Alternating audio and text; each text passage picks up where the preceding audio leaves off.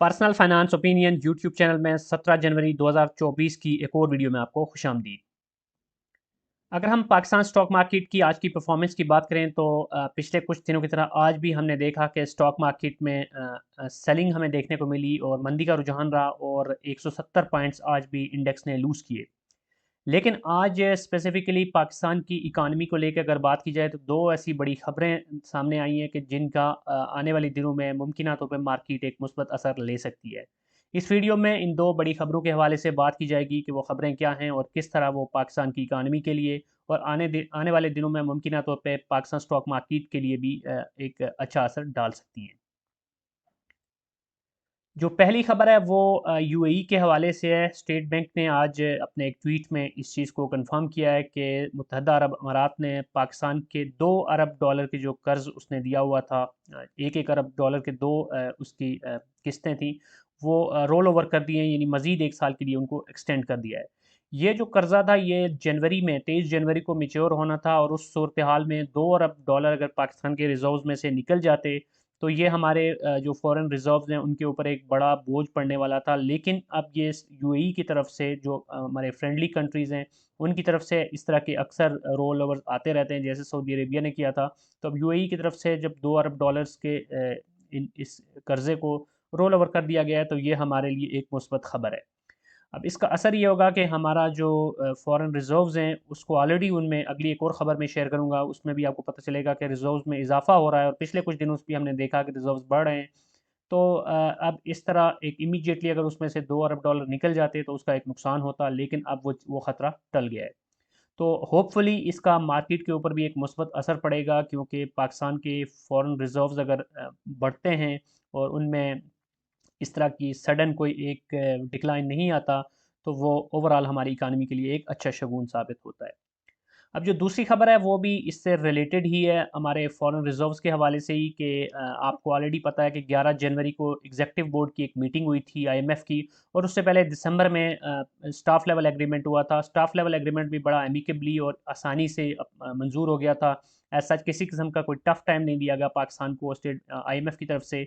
उसके बाद 11 जनवरी को जब एग्जीक्यूटिव बोर्ड की मीटिंग हुई तो उसमें भी हमारा जो किस्त थी तकरीबन $700 मिलियन की, वो अप्रूव हो गई थी। और आज ख़बर ये है स्टेट बैंक की तरफ से ये ख़बर जारी हुई है कि 16 जनवरी को यानी कल, जो गुज़श्ता कल है, उसको जो किस्त है 705.6 मिलियन डॉलर की वो पाकिस्तान को मौसूल हो गई है।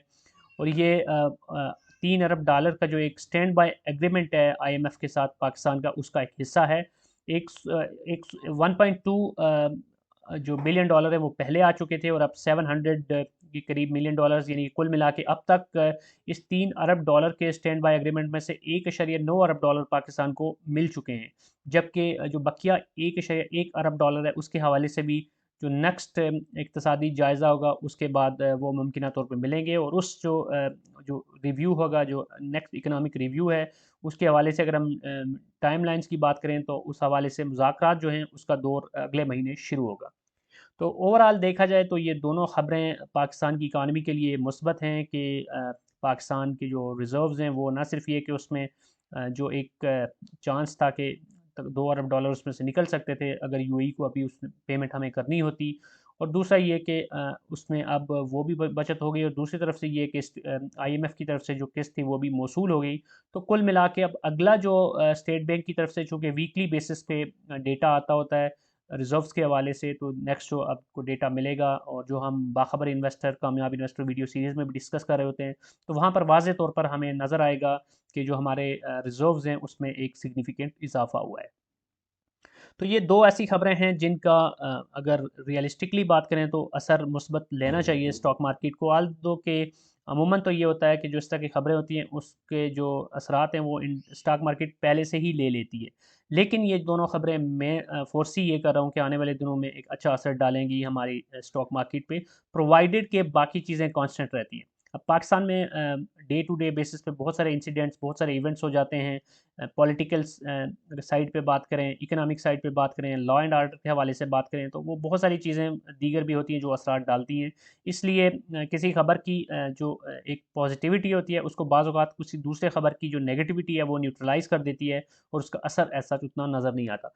अब एक और ख़बर ये भी है कि ईरान की तरफ से कुछ हमारी जो सरहदों की के अंदर एक अटैक किया गया है।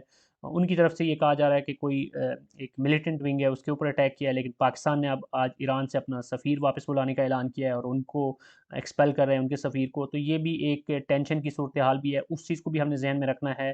प्लस पॉलिटिकल साइड पे इलेक्शन के हवाले से भी देखना है कि वो क्या टाइमली होते या नहीं होते।